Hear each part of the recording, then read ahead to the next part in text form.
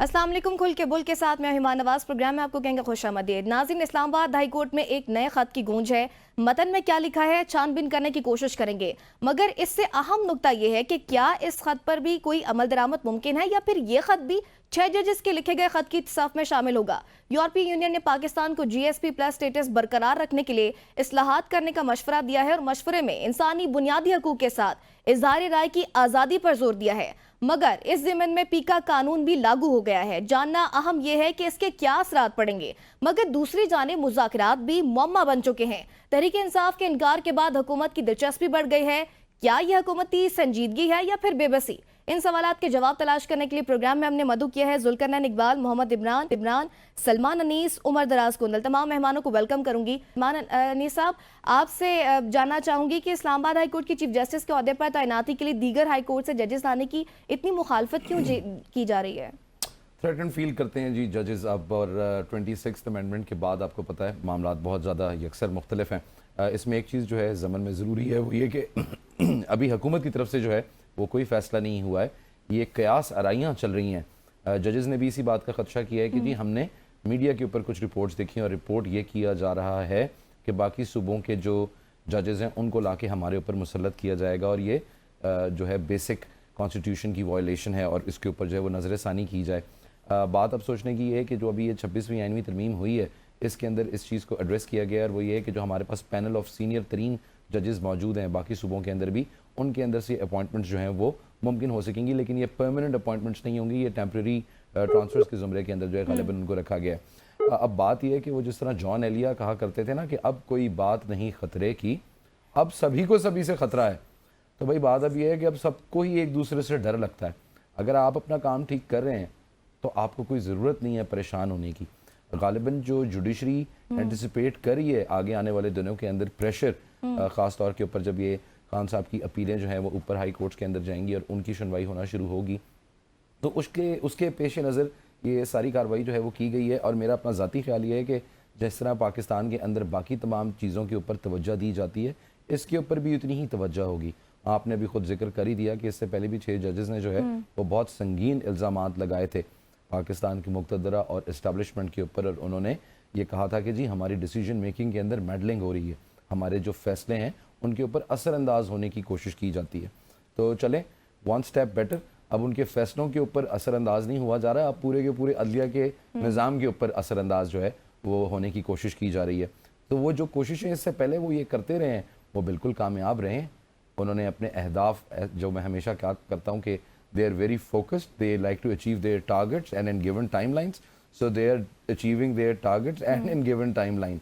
तो जो उन्होंने लफाजी जो खतूत नवीसी उन्होंने करनी थी वो कर ली है, और इस किस्म की जो खतूत नवीसी है वो एंड में फ़ाइल का हिस्सा ही पाकिस्तान में बन के रह जाती है। उसके ऊपर कोई अमल या एक्शन या रिएक्शन जो है वो ये हमारे टॉक शोज़ की हद तक ही रहेगा। मेरा ख्याल है उसका हकीकी जो रिएक्शन है गवर्नमेंट की तरफ से या बाकी किसी तरफ से, वो अपने फैसले इस्लामाबाद हाई कोर्ट के जजेस की मंशा के ऊपर चेंज नहीं करेंगे। अच्छा उमर, जस्टिस मोहसिन अख्तर कियानी की क़यादत में जजेस की मुश्तरका पोजीशन अदलिया के आइंदा बुरान का पेशखैमा हो सकती है, और अगर इस्लामाबाद हाई कोर्ट के जजेस की तजवीज़ को नज़रअंदाज किया जाए तो उसके क्या नताइज होंगे? देखिए, आइंदा बहरान क्या है, हम बहरान में हैं और हमारा बहरान हर लम्हे के साथ संगीन होता जा रहा है। आप देख लीजिए कि जब से 26वीं यानी तरमीम आई है, 26वीं यानी तरमीम ने पाकिस्तान की खिदमत नहीं की, बहुत सारे मसाइल ही पैदा किए। मुझे तो अब ये खदशा है कि किसी लम्हे ऐसा ना हो कि आप प्रोग्राम करके घर जाएं और अगले दिन आपको पता चले कि नहीं, उन्होंने फैसला किया है कि वो सिंध के जो चीफ मिनिस्टर है वो अब वहां पर उन्होंने बहुत खिदमत सर अंजाम दी हैं, शहबाज शरीफ को सदर बनाने लगे हैं। तो चूंकि उनकी इलेक्शन तो उनका सिंध असेंबली के लिए था, लेकिन चूंकि आपने फैसला कर लिया कि वो वजीर आजम के ओहदे के ऊपर होंगे, या किसी वक्त ये भी हो सकता है वो कहेंगे मरियम नवाज साहिबा को हम इस्लामाबाद ला रहे हैं, वो अब डायरेक्टली जो है वो प्राइम मिनिस्टर बन जाएंगे। अच्छा। ऐसा कुछ भी मुमकिन है। देखिए इसके पीछे इंटेंशन क्या है। इंटेंशन ये है कि आपको आजाद जजेस, इंडिपेंडेंट जजेस, वो जजेस जो पोजीशन ले रहे हैं, पोजीशन से मुराद ये है कि जो किसी कंप्रोमाइज नहीं कर रहे, जो झुक नहीं रहे, जो अपने बिल्कुल आजाद माइंड के साथ फैसले दे रहे हैं, आप उनको सिस्टम में से निकालना चाहते हैं। या कम से कम उन जजेस ने जिन्होंने खत लिख के बताया था कि भाई हमारे साथ ये सलूक हो रहा है, आप उनको सबक सिखाना चाहते हैं। वरना क्या जरूरत है, उस खत के अंदर दिए गए फैक्ट्स को झुटलाए ना, कि इस वक्त जो लाहौर हाई कोर्ट है, चले सपोज करते हैं लाहौर हाई कोर्ट से जज लेके जाना चाहते हैं, तो यहाँ तो 60 जजेस की कैपेसिटी है, 35 जजेस मौजूद है, 15 जजेस की खाली सीटें फिल करने की बजाय आप वहां पे एक जज को भेज रहे हैं। आप कंपैरिजन कर लीजिए कि वहां 12 जजेस की कैपेसिटी है, 10 जजेस ऑलरेडी काम कर रहे हैं, पेंडेंसी का उन्होंने जिक्र किया है। फिर एक और बात है, ये बात तो दुरुस्त है कि सीनियरिटी का उसूल आपके उसके साथ तय होता है जो आपका ओथ होता है। यानी अगर आप मिसाल के तौर के ऊपर एक ऑफिसर हैं किसी डिपार्टमेंट के भी और आप अपने पेरेंट इंस्टीट्यूशन से किसी और इंस्टीट्यूशन में चले जाते हैं डेपुटेशन के ऊपर, तो क्या आप कहते हैं कि मुझे वहां के तरक्की दी जाए या वहां के मुताबिक चलाया जाए? नहीं, बिल्कुल भी नहीं है। और ये बात दुरुस्त है, उन्होंने कहा कि ये फेडरल जुडिशियल सर्विस नहीं है, आप हाई कोर्ट के लिए आते हैं। ये मेलाफाइड इंटेंशन नजर आ रही है और पाकिस्तान की जो जुडिशरी है उसको गवर्नमेंट का एक विंग बनाया जा रहा है। आप जब आइन की बात करते हैं तो आइन में यह भी बताया गया है कि 3 ऑर्गन्स हैं, तीनों अपने अपनी डोमेन के अंदर इंडिपेंडेंट है और तीनों इंडिपेंडेंटली काम करेंगे। जुडिशरी गवर्नमेंट का इंस्टीट्यूशन नहीं है, वो इवन गवर्नमेंट के ऊपर चेक एंड बैलेंस रखने के लिए है। और इसमें तासुर ये आ रहा है कि जैसे गवर्नमेंट का वो एक मातहत इदारा बना के अपने मफाद, इसका मतलब क्या होगा? आइंदा कोई जज किसी हाई कोर्ट के अंदर किसी मामले के ऊपर खड़ा होगा, फैसला करेंगे जी हम तो इसको ट्रांसफर कर रहे हैं, या जिस तरह से आप बेंच से केसेस ले लिए जाते हैं, सब कुछ है।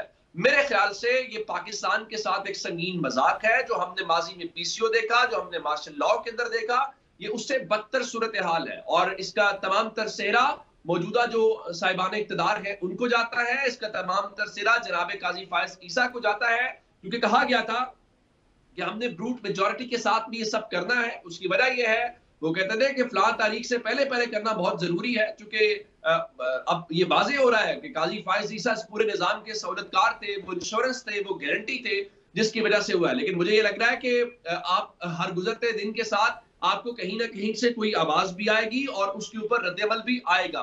जब तक आप इस बहरान को उसकी राइट डायरेक्शन के अंदर एड्रेस नहीं करेंगे, ये चीज बढ़ती जाएगी और ये कोई अच्छा नहीं है। देखिए, इंस्टीट्यूशंस बिल्डिंग की जाती है, इंस्टीट्यूशंस को स्ट्रॉन्ग किया जाता है। अनफॉर्चुनेटली चंद लोग अपने जाती मफाद के लिए, वक्ती इक़्तिदार के लिए पाकिस्तान के इदारों को तबाह कर रहे हैं। ये बतौर कौम हमारे लिए सोचने की बात है कि आप इस तरह से कर रहे हैं। यानी आप ये कर सकते हैं कि कल लाहौर से मिनिस्टर उठाएं और शहबाज शरीफ की काबीना में मिनिस्टर लगा दें, नहीं कर सकते आप ये जो मजाक अदलिया के साथ कर रहे हैं, हमें बतौर कौम इसके ऊपर रिएक्ट करना पड़ेगा। हमें मुझे लग रहा है कि आइंदा आने वाले दिनों के अंदर बिल्कुल वैसे ही अदलिया बहाली तहरीक चलेगी और चलनी चाहिए, जैसे जनरल मुशर्रफ के दौर में चली, डिक्टेटरशिप के खिलाफ चली।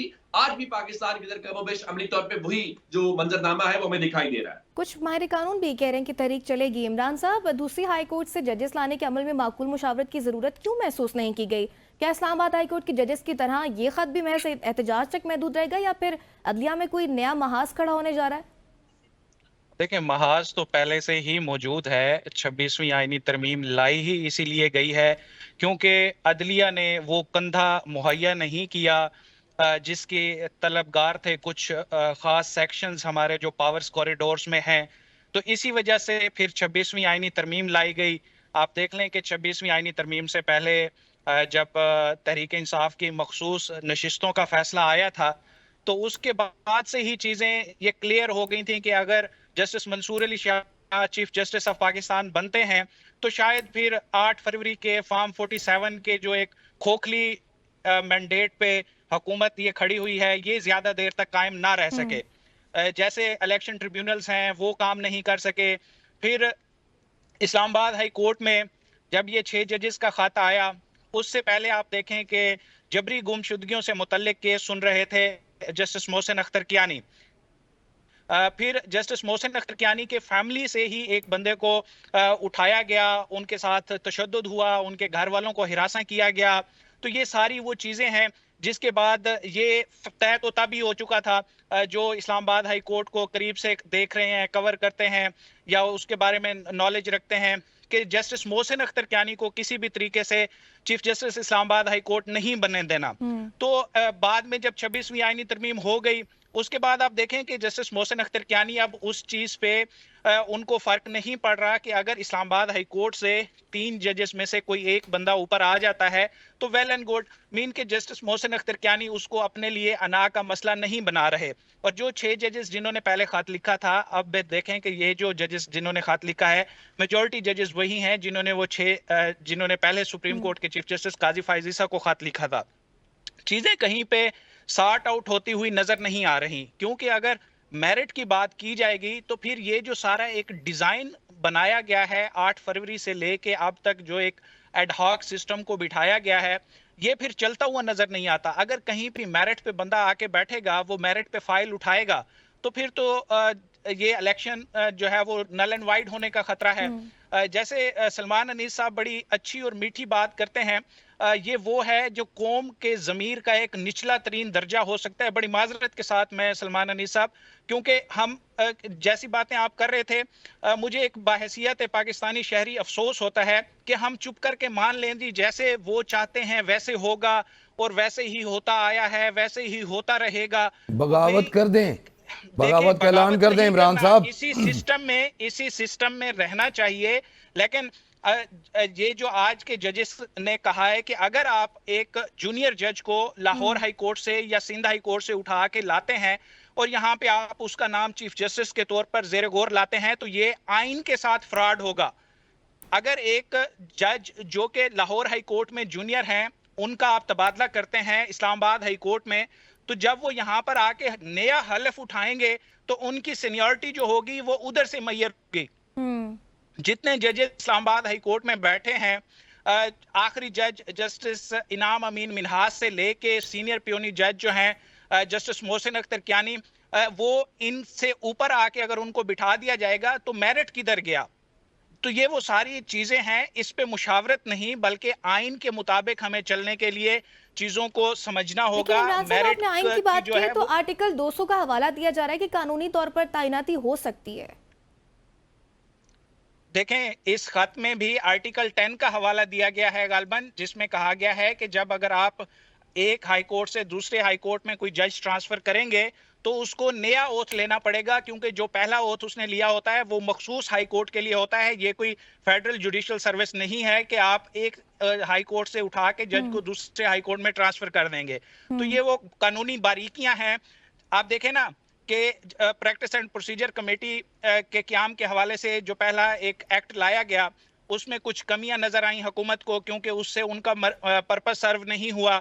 बाद में उसमें अमेंडमेंट लाई गई। तो हुकूमत ऐसा तो नहीं कि इतनी कॉम्पिटेंट है कि इनको कानून की वो सारी बारीकियां एकदम से इनके सामने आ जाती हैं और फिर ये उसके तदारुक के लिए ये फैसले कर लेते हैं। बाज़ औक़ात ऐसा भी होता है कोई चीज इनसे रह जाती है। ऐड करना चाहूंगी सलमान साहब, चीफ जस्टिस ऑफ पाकिस्तान इस मामले में जजेस का साथ खड़े होंगे या फिर इस खत का भी वही हाल होगा जो पहले जजेस के खत वाला हुआ? सबसे पहले तो इमरान भाई बात ये कि ये जो सिस्टम चल रहा है ना मेरा प्यारा भाई, ये अब से नहीं चल रहा। ये सिस्टम जब से लोग हैं उस वक्त से चल रहा है। आपको इस सिस्टम के ऊपर एतराज़ है, आप बिल्कुल एतराज़ करें, लेकिन आपके एतराज़ से सिस्टम की सेहत पे कोई फ़र्क नहीं पड़ेगा। मेरा हमेशा से जो पॉइंट है वो ये था, है और रहेगा। आपके चीखें मारने से, मुदल्लल बातें करने से, वज़नी बातें करने से, नस्ताली ग्रामर इस्तेमाल करने से उनके फैसले पे बिल्कुल कोई फ़र्क नहीं पड़ता। वो सही है, ये गलत है, ये एक अलग डिबेट है।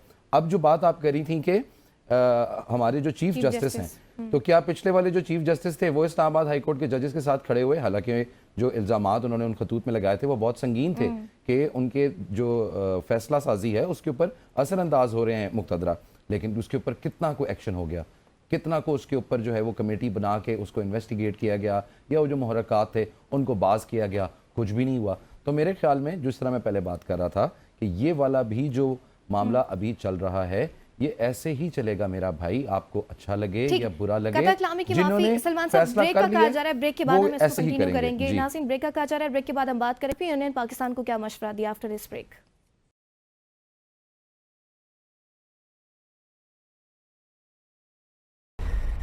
वेलकम बैक नाजरीन, ब्रेक के बाद हम बात करेंगे यूरोपीय यूनियन की। तो सनाउल्लाह खान साहब, आपकी जानिब बढ़ना चाहूँगी। यूरोपीय यूनियन ने पाकिस्तान को जीएसपी स्टेटस बरकरार रखने के लिए कुछ इस्लाहात करने का भी मशवरा दिया है, और अगर हुकूमत पाकिस्तान इस्लाहात करने में नाकाम हो जाती है तो इसका पाकिस्तान की मईशत पर क्या असर पड़ेगा आपके मुताबिक?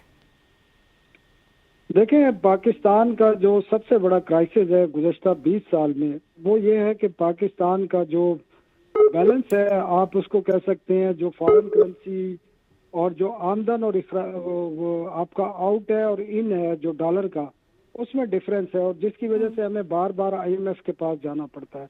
अब इसको फिल करने का एक ही जरिया है कि आपकी जो एक्सपोर्ट है वो इस लेवल पर आ जाए कि आपका ये जो डेफिसिट है वो दूर हो जाए। अब पाकिस्तान की जो एक्सपोर्ट है, पाकिस्तान का सबसे बड़ा जो ट्रेड पार्टनर है वो अमेरिका और यूरोपीय यूनियन है। और यूरोपीय यूनियन इसलिए है कि यूरोपीय यूनियन ने पाकिस्तान को GSP प्लस दिया हुआ है, जिसका मतलब है कि पाकिस्तान की जो प्रोडक्ट है स्पेसिफिक एक पॉजिटिव लिस्ट की, उन पर प्रेफरेंशियल ट्रेड दी हुई है, उनको एक्सेस दी हुई है, रियायती जो वहाँ पर ड्यूटी है वो दी हुई है, जिसकी वजह से पाकिस्तान की यूरोप के लिए जो एक्सपोर्ट है वो GSP के बाद तकरीबन 100% इंक्रीज हुआ है उसमें। और उसकी जितनी भी हैं उसकी बहुत सारी शराइत हैं, जिसमें मैं आपको एक शर्त सिर्फ बताऊं कि पाकिस्तान में फांसी पर वो पाबंदी चाहते थे और उसमें काफ़ी हद तक जो है कमी आई है, बल्कि जब से ये GSP हुआ है तो बहुत कम फांसियां लगाई गई हैं। इसके अलावा ह्यूमन राइट्स के इशू थे, इसके साथ फ्रीडम ऑफ स्पीच के इश्यूज, इंटरनेशनल ऑब्लिगेशन है जो पाकिस्तान ने साइन की हैं। अब वो ये समझते हैं, जब उनके नुमाइंदा खसूसी यहाँ पर आए हैं, 1 हफ्ते तक रुके हैं, जहाँ उन्होंने अपने इस दौरे के दौरान army chief justice of Pakistan, वफाकी वज़रा, इसके अलावा चीफ मिनिस्टर्स और जो प्राइवेट सेक्टर के लोग हैं या NGOs के लोग हैं, ह्यूमन राइट्स जो देखते हैं, उनसे मुलाकातें की हैं। और पाकिस्तान की जो सिचुएशन है, खासकर फ्रीडम ऑफ स्पीच के हवाले से, ह्यूमन राइट्स के हवाले से, या जो मिलिट्री कोर्ट्स हैं उसके हवाले से, उन्होंने खुद कहा है कि उन्होंने कंसर्न इस पे शो किए हैं। और उन्होंने कहा कि जब पाकिस्तान का रिव्यू होगा नेक्स्ट जून 2025 में, तो ये सिचुएशन तमाम देखते हुए पाकिस्तान का GSP प्लस का जो स्टेटस है उसको एक्सटेंड करने का फैसला किया जाएगा। तो ये एक बड़ा कंसर्निंग है पाकिस्तान के लिए, पाकिस्तान की हुकूमत के लिए, पाकिस्तान की स्टेब्लिशमेंट के लिए। पाकिस्तान को GSP प्लस स्टेटस अपना कंटिन्यू करना है और उसको एक्सटेंड कराना है मजीद, तो पाकिस्तान को दुनिया को ये दिखाना होगा कि यहाँ पर फ्रीडम ऑफ स्पीच, यहाँ पर ह्यूमन राइट्स के हवाले से, और यहाँ पर जो सिविलियन के मिलिट्री कोर्ट्स में ट्रायल किए जाते हैं उसके हवाले से इनको मुतमईन करना पड़ेगा। अगर मुतमईन न किया तो पाकिस्तान मुश्किल में आ सकता है। अच्छा इमरान, इसी पर जैसे सनाउल्लाह खान साहब ने भी बात की कि GSP प्लस स्कीम में इंसानी हकूक, मजदूरों के हकूक और इजहारी राय की आज़ादी को अहमियत दी गई है, और यहाँ इंसानी हकूक की जो धज्जियाँ उड़ाई गई हैं और पीका का कानून लागू करके इजहारी राय को भी महदूद किया गया है, इस तरह के इक़दामात के मुल्क पर क्या दूररस नताइज होंगे? देखिए, हम एक जैसे उमर ने कहा कि हम बहरान की कैफियत में रह रहे हैं, और ये कोई आज से नहीं है। पिछले जब से 2019 से तहरीक इंसाफ की हुकूमत अदम एतमाद के जरिए ख़त्म की गई है, तब से लेकर अब तक इंसानी हकूक की इतनी खिलाफ वर्जियां हो चुकी हैं कि आप गिनवाने बैठें तो एक लंबी फहरिस्त है। शायद हमारे प्रोग्राम का टाइम खत्म हो जाए लेकिन ये फहरिस्त खत्म ना हो सके। और यूरोपीय यूनियन के जो नुमाइंदा ने पाकिस्तान का दौरा किया है, उसका आप देखें कि बुनियादी बात ही वो फिर इंसानी हकूक की, आज़ादी इजहार राय की, मीडिया पर पाबंदियों के हवाले से वो बात करते हैं। तो ये सारा कुछ अब जो पाकिस्तान में हो रहा है, हम कब तक आलमी दुनिया को जो है वो एक ऐसी पिक्चर्स दिखाते रहेंगे कि जिससे एक तासुर दिया जा सके कि पाकिस्तान में ऐसा कुछ नहीं हो रहा। हालांकि इंटरनेशनल मीडिया ने खुद रिपोर्ट किया, चाहे वो 26 नवंबर हो उसकी कवरेज आप देख लें, चाहे वो 9 मई हो उसकी कवरेज आप देख लें, इसी तरह से 8 फरवरी की कवरेज देख लें, तो पाकिस्तान की मुईशत पर, पाकिस्तान के सियासी हालात पर बतौर मुआशरा हमारे ऊपर बड़े नेगेटिव इम्पैक्ट्स पड़ रहे हैं और पड़ चुके हैं। और हम कुछ लोग अपनी जाती अनाओं की खातिर पाकिस्तान को एक ऐसे गड्ढे की तरफ धकेल रहे हैं जिसमें निकलते निकलते हमें फिर कई दिहाइयां लग जाएंगी। लेकिन अभी देख लें कि आप पाकिस्तान के सिस्टम में चीजों को सुलझाने की बजाय मजीद उलझाया जाता है। जहां पर हुकूमत को ये लगता है कि ये चीज हमें रुकावट आ रही है, तो फिर वो ब्रूट मेजॉरिटी के थ्रू कोई पार्लियामेंट से कोई एक्ट पास करा लिया जाता है या कोई ऑर्डिनेंस लेके उसके थ्रू अपने मकासद हासिल किए जाते हैं। तो ये पाकिस्तान के लिए तो नुकसानदेह हो रहा है। हुकूमत जो मौजूदा हुकूमत वक्त है, वो इन सारे हरबों से अपने इक़्तिदार को कुछ वक्त के लिए तूल तो दे सकती हैं, लेकिन पाकिस्तान के लिए ये सारे इक़दाम किसी भी तरह से अच्छे नहीं हैं। ठीक है सलमान साहब, ओलोफ स्कोग ने अपने दौरे के दौरान जिन मसाइल पर पाकिस्तानी हुकाम के साथ बातचीत भी की, उनमें मजदूरों के हकूक भी थे, सजाए मौत और जेल में कैद अफराद शामिल थे। आपकी क्या राय है, इन मसाइल पर पाकिस्तान में क्या इक़दाम होंगे? इक़दाम होने चाहिए जी। अगर पाकिस्तान हैज़ टू प्रोग्रेस, अगर आपको पाकिस्तान में तरक्की चाहिए तो Pakistan has to go a long way, और उसके अंदर ये जो सारी लिस्ट है इसके ऊपर तो बहुत ज़रूरी काम होना चाहिए। जिस तरह हमने अभी जिक्र किया कि हम अज़हारी इजहार राय के बारे में बात करते हैं और इधर जो पीका ऑर्डिनेंस है वो आपके ऊपर जो है वो नाफिज कर दी गई है। अब पीका का ड्रैकोनियन लॉ जो है वो कहाँ आपको बात करने देगा? ये तो आप आपस में दोस्त भी शायद एक दूसरे से जो है वो बात ना कर सकें। इतना स्ट्रॉन्ग जो है वो सेंसरशिप का और इतना स्ट्रॉन्ग जो है मीडिया के ऊपर जो है वो गवर्नमेंट ने हाथ डाला है। अगर हमने ग्लोबल रेस में पाकिस्तान को कहीं आगे लेके जाना है तो गवर्नमेंट को ये तमाम कंसर्न्स बहुत सीरियसली देखने पड़ेंगे। दो तीन चीज़ें इसमें हमें लाजमी देखनी पड़ती हैं, और वो ये है कि अभी हम जिस स्ट्रगल से जा रहे हैं इकनॉमिकली, ये हमारे लिए बहुत ज़रूरी है कि हम इकोनॉमिक फ्रंट के ऊपर हर जगह के ऊपर अपने आप को बेहतर प्रेजेंट करें और अपनी जो रेटिंग्स और रैंकिंग्स हैं उनके ऊपर ख़ास तौर के ऊपर तवज्जो दें। इसलिए क्योंकि पाकिस्तान अभी तक कोई ख़ास फॉरेन डायरेक्ट इन्वेस्टमेंट जो है अपने दोस्त ममालिक के अलावा वो अट्रैक्ट नहीं कर सका। वो टूरिज़म हो, इंफ्रास्ट्रक्चर हो, टेक्नोलॉजी हो, हम तकरीबन तमाम ही शोबों के अंदर बहुत पीछे हैं। तो अमंगस्ट मैनी अदर थिंग, अगर हमने इकनॉमिकली अपने आप को स्टेबल करना है, जो गवर्नमेंट का बहुत ज़्यादा क्लेम है कि जी उनकी तवज्जो पूरी की पूरी मईशत की तरफ है, तो आपको इन चीज़ों के ऊपर भी तवज्जो देनी होगी ताकि आप एक सब्सटैंशियल जो स्ट्रैटेजी है वो मुल्क के लिए लेके आगे आएँ। दूसरी तरफ जो हमारे ये यूरोपियन यूनियन के ऑब्जर्वर्स हैं और रिप्रेजेंटेटिव्स हैं और जो बाकी दूसरी तीसरी ऑर्गेनाइजेशन से लोग आते हैं और अपनी रिपोर्ट्स और बाकी तजावीज़ और सजेशंस देते हैं, उनका हुकूमत कितना असर लेती है? अगर असर लिया होता पाकिस्तान ने बाहर के लोगों की तजावीज़ का, तो आज हमारा ह्यूमन राइट्स के अंदर और अदरवाइज़ क्या ये हाल होता? अगर हमने जो अपने वॉच डॉग्स हैं या जो दूसरी ऑर्गेनाइजेशंस हैं, अगर उनकी बातें सुनी होती हैं, उनको सीरियसली लिया होता, तो ये काम ना हो रहा होता। मेरे ख्याल में जो ये ह्यूमन राइट्स वायलेशन की बात चल रही है और जिस तनाजुर के अंदर ये बात चल रही है, बिल्कुल कोई फ़र्क नहीं पड़ता। हमारे यहाँ जो खाल है वो मगरमच्छ की तरह मोटी हो गई हुई है, इसके ऊपर कुछ डंडे सोटे पड़े तो फिर हम शायद कोई मूव करते हैं, और हम सिर्फ मूव करते हैं उस वक्त जब हम वो एक फाका कशी की जो है ना सिचुएशन के अंदर चले जाते हैं, जब हमें पता लगता है कि हमारी एड रुक जाएगी, IMF हमारे से डील नहीं करेगा, वर्ल्ड बैंक हमारे से डील नहीं करेगा, वो अगली किस्त भी देनी है, दूसरा तीसरा काम भी है, फिर हम कोई ज़रा जो है ना वो कॉस्मेटिक्स के ऊपर और चीज़ों को लेपापोती पूरा करने के लिए जो है ना उनको पूरा करते हैं। आखिरी last but not the least, अगर आप गवर्नमेंट का पॉइंट ऑफ व्यू लेंगे यहाँ पे अभी या आगे आने वाले दिनों में, तो उन्होंने कहना है ह्यूमन राइट्स वायलेशन कौन सी? सारी चीज़ें तो बिल्कुल ठीक चल रही हैं, अदालती निज़ाम बिल्कुल ठीक चल रहा है, लोग जेलों के अंदर हैं, उनके मुकदमे चल रहे हैं, अदालतें फैसला करेंगी, हमारा प्रोसेस बिल्कुल ट्रांसपेरेंट है। तो गवर्नमेंट तो अपने आप को बिल्कुल फरिश्ता साबित करने की कोशिश करेगी और करती भी है, एंड माइंड यू वो इसमें बड़े कामयाब हैं। आप जब इंटरनेशनल प्रेशर की बात करते हैं और बाहर से पाकिस्तान की पॉलिसी के ऊपर या पाकिस्तान के अंदरूनी मामलात के अंदर जो मुदाखलत है उसकी बात करते हैं, तो हमारी गवर्नमेंट इतनी जो है ना वो तैयार हमेशा से रहती है, और इतने बहाने हम ज़रूर बना सकते हैं कि आप इंटरनेशनल रिप्रेजेंटेटिव्स को और जो कंसर्न्स हैं उनको एड्रेस कर सकें। ठीक है, आपने फ्रीडम ऑफ एक्सप्रेशन की बात की है उमर। पीका कानून में जो तब्दीली की गई है उसका इतलाक हुकूमती नुमाइंदों पर भी होगा या सिर्फ सहाफ़ियों और आम आवाम पर होगा? मैं आज लाहौर का आपको अहवाल बताता हूँ, चूंकि आज PFUJ की कॉल के ऊपर मुल्की एहतजाज था, प्रेस क्लब्स के अंदर झंडे लहराए गए, तो लाहौर में हमने जब एहतजाज किया तो वहाँ जो मुख्तलिफ सहाफ़ती नुमाइंदे थे वो ये कह रहे थे कि इस साल की अगर ये कहा जाए कि मुस्लिम लीग नून की हुकूमत अवामी वोटों से जीत के आई है और अवामी वोटों से जीतने की बुनियाद के ऊपर उसने हुकूमत बनाई है, तो ये साल 2024 या 25 की सबसे बड़ी फेक न्यूज है।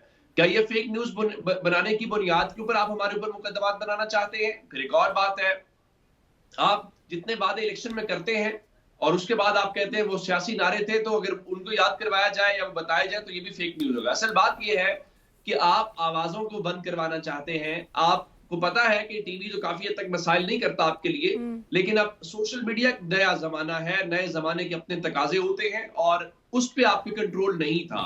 या अनफॉर्चुनेटली कहना चाहिए, फॉर्चुनेटली कहना चाहिए कि पिछले साल जो जिनको शिकस्त होनी चाहिए थी उनको शिकस्त सोशल मीडिया के ऊपर हुई। नैरेटिव किसी ने बाय नहीं किया या उस नैरेटिव के खिलाफ लोग गए जो कि किसी और सतह के ऊपर बेचा जा रहा था। तो मेरे ख्याल से ये हमें काफी महीनों से बताया जा रहा था कि तैयारी कर लें, अब ऐसा कुछ होने वाला है, और वो हो गया है।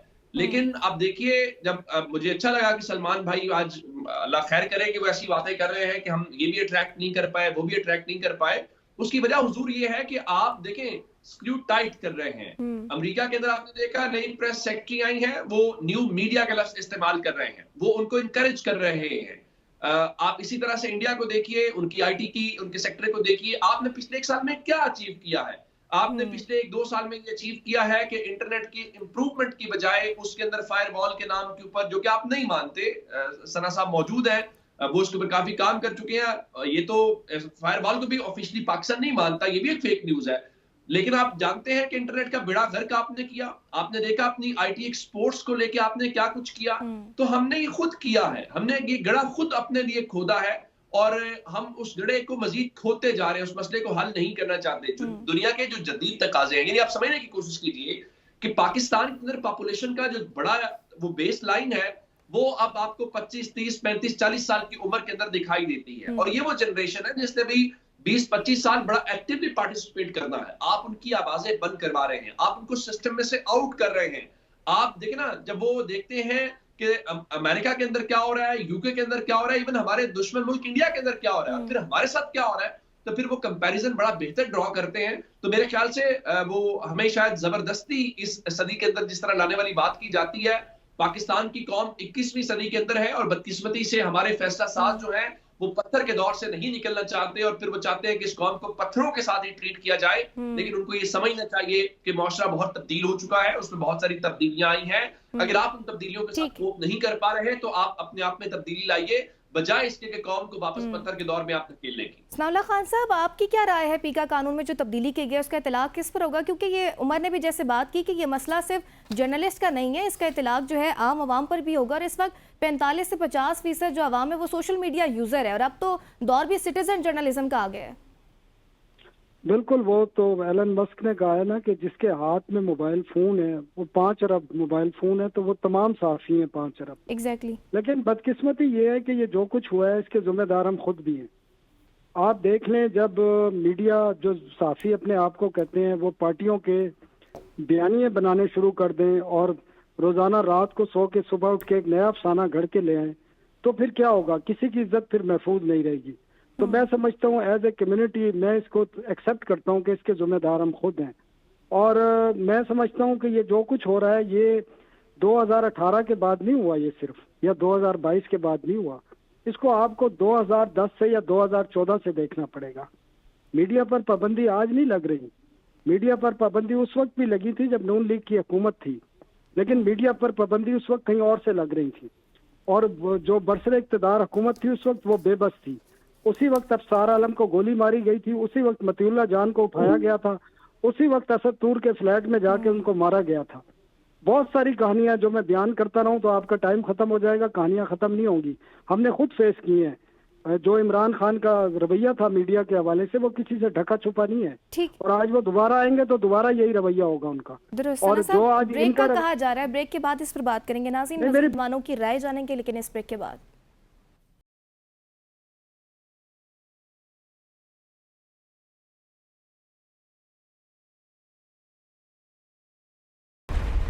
वेलकम बैक नाज़रीन। सनाउल्लाह खान साहब, ब्रेक से पहले आप बात कर रहे थे, माज़रत चाहूंगी, वक्त की कमी थी, अपना पॉइंट कंप्लीट कीजिएगा पीकाएक के हवाले से।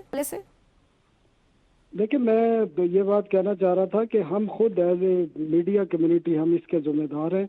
जो आज हमारे साथ हो रहा है उस पे जब हमारे जर्नलिस्ट पार्टियों के बयानिए बनाने शुरू कर दें और पार्टियों का हिस्सा बन जाए, तो फिर इस किस्म की सूरत हाल का हमें सामना करना पड़ता है। और हम खुद क्योंकि यहाँ पर हर जगह मौजूद होते हैं, पार्लियामेंट में मौजूद हैं, कमेटियों के इजलास हो रहे हैं, आज से नहीं है, ये कई तिहाइयों की बात है। और लेकिन अमेरिका में बैठा या लंदन में बैठा एक शख्स जिसके पास मालूमात भी नहीं होती, वो एक अफसाना घड़ता है और उसको नहीं पता होता कि इसका पाकिस्तान की सोसाइटी पे, पाकिस्तान की सियासत पे, पाकिस्तान की मईशत पे, पाकिस्तान के डिफेंस पे क्या असरात पड़ेंगे।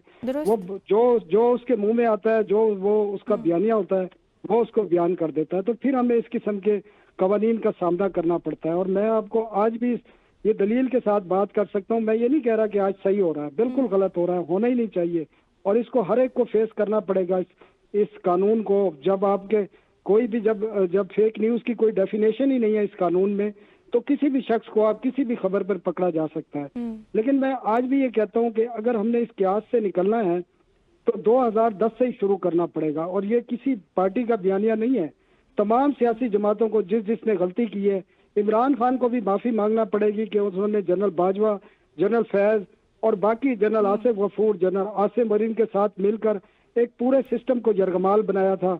और आपको याद होगा 2018 से पहले कैसे हेलीकॉप्टर में लोगों को उठा के लाया जाता था और मफरल पहनाकर उनको पीटीआई का झंडा दिया जाता था। तो ये तमाम एक हिस्ट्री है, बुनियादी तौर पर ये तारीख है हमारी, और हमें इसको याद रखना है। और जब तक इन तमाम सियासतदानों ने बैठ के माफी नहीं मांगनी अपनी गलतियों की, चाहे उसमें नवाज शरीफ है, शहबाज शरीफ है, आसिफ जरदारी है, इमरान खान है, उस वक्त तक ये क्यास जारी रहेगा और इस मुल्क को और इस कौम को नुकसान पहुंचता रहेगा। बिल्कुल बजा फरमाया आपने उमर। साबिक वज़ीर-ए-आज़म इमरान खान के हवाले से अगर बात करें तो उन्होंने चीफ जस्टिस याह्या अफरीदी और आईनी बेंच के जो सरबराह हैं जस्टिस अमीनुद्दीन खान को खत लिखा है, उसमें 9 मई और 26 नवंबर के वाक़यात पर कमीशन बनाने का मुतालबा किया है।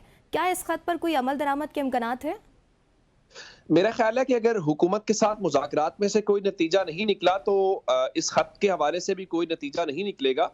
और शायद सुप्रीम कोर्ट काजी फायज ईसा के दौर में इतनी एक्नॉलेजमेंट तो जो है वो दे देती थी कि फलां रंग के लिफाफे के अंदर कोई खत आया है।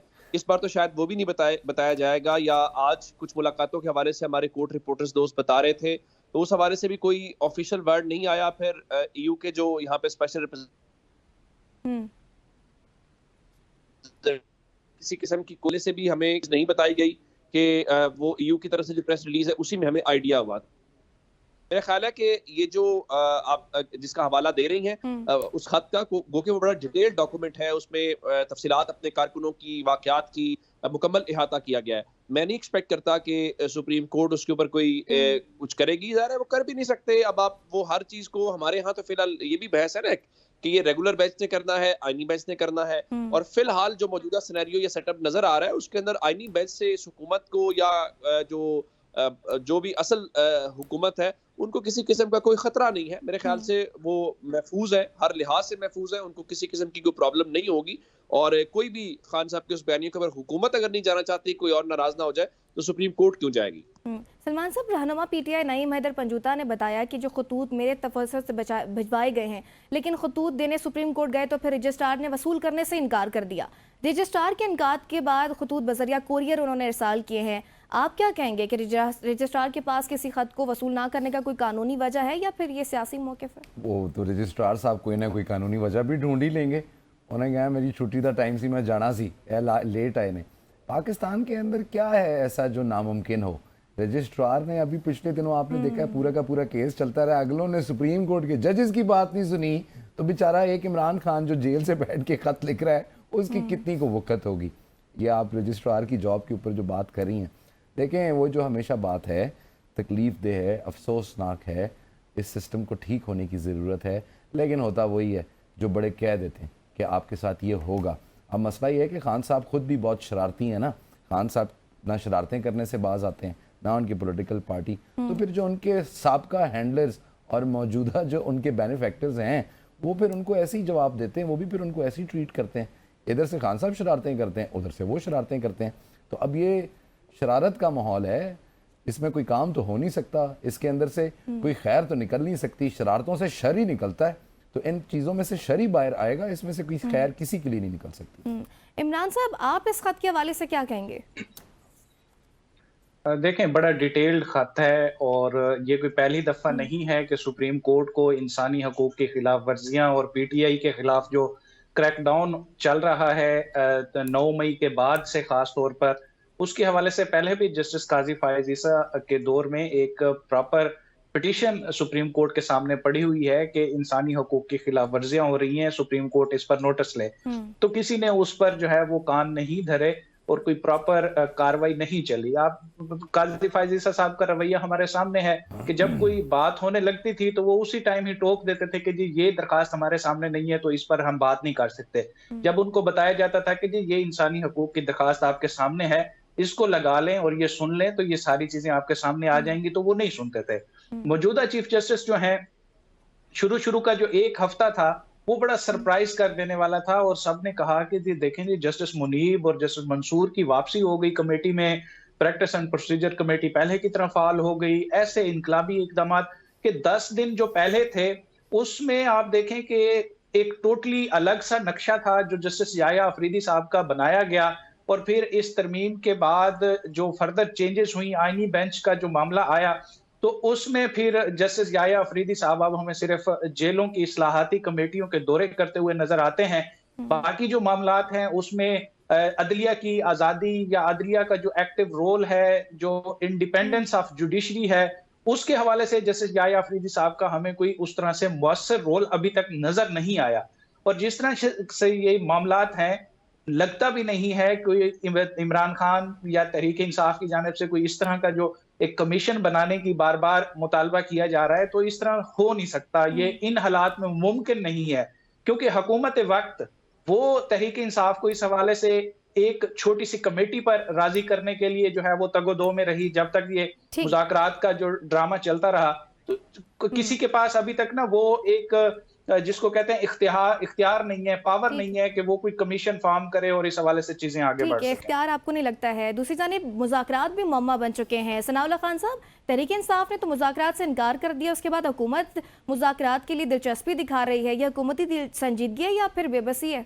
लास्ट 60 सेकंड से सनाउल्लाह खान साहब अपना पॉइंट कंप्लीट कर लीजिएगा। ये बेबसी नहीं है, दुनिया को एक पैगाम देना है कि हमने अपोजिशन को एंगेज किया हुआ है, और अगर अपोजिशन एंगेज नहीं होती और इमरान खान की इस हवाले से जो सियासत है वो उसको दाद देना पड़ेगी कि वो उनको बैकफुट पे ले आए हैं। और वजीर आजम खुद इस लेवल पर आ गए हैं कि अब वो ऑफरें कर रहे हैं, क्योंकि अगर आपने दुनिया को एक मैसेज देना है कि इस मुल्क में ह्यूमन राइट्स भी ठीक हैं, इस मुल्क में फ्रीडम ऑफ स्पीच भी है, और इसमें अपोजिशन को भी हम बातचीत का मौका दे रहे हैं, उनके कंसर्न दूर कर रहे हैं, तो उनको एंगेज करना ज़रूरी है। बाकी इमरान की और उमर की ये बातें बिल्कुल ठीक है कि ना इस खत पे कुछ होगा। सुप्रीम कोर्ट के 26वें आईन में तरमीम के बाद एक ख्वाब ही है कि ये इस किस्म की बातों पर कोई नोटिस होगा और या कोई अब कमीशन बन जाएगा। ये सब फजूल बातें हैं। ये वाज़े तौर पर सबकी आंख खुली हुई है, सबको नजर आ रहा है क्या हो रहा है।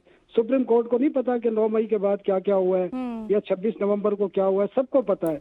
इन खतों की जरूरत नहीं है। नोटिस लेना हो तो 184 के तो माजी में लिए जाते रहे हैं ना। सुप्रीम कोर्ट आईनी बेंच ले सकता है। अब 26वीं आईनी तरमीम के बाद ये आईनी बेंच का इख्तियार है। ये नॉर्मल तो चीफ जस्टिस ऑफ पाकिस्तान का ये इख्तियार ही नहीं है। तो ये सारी चीजें अब 26वीं आईनी तरमीम के बाद खत्म हो गई हैं।